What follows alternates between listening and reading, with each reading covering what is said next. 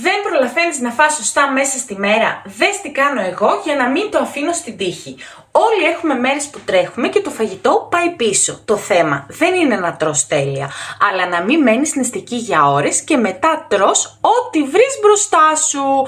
Αυτό που κάνω εγώ είναι απλό. Φροντίζω να έχω πάντα κάτι εύκολο και γρήγορο μαζί μου. Ένα ρόφημα που ετοιμάζεται σε μόλις 1 λεπτό και με κρατάει μέχρι να έρθει το επόμενο γεύμα. Ένα σνακ στην τσάντα μου για να μην φτάσω σε σημείο υπερβολικής πείνας. Και πολύ βασικό, έχω έτοιμο νερό ή τσάι από το πρωί για να μην το ξεχνάω μέσα στη μέρα. Δεν χρειάζεται να είναι όλα τέλεια. Χρειάζεται να έχεις ένα πλάνο για τις δύσκολες ώρες. Γιατί ξέρεις κάτι, εκεί είναι που γίνονται οι μεγαλύτερες ζημιές. Αν θες να σου δείξω ακριβώς τι έχω μαζί μου στις busy μέρες, στείλε μου τη λέξη plan σε μήνυμα.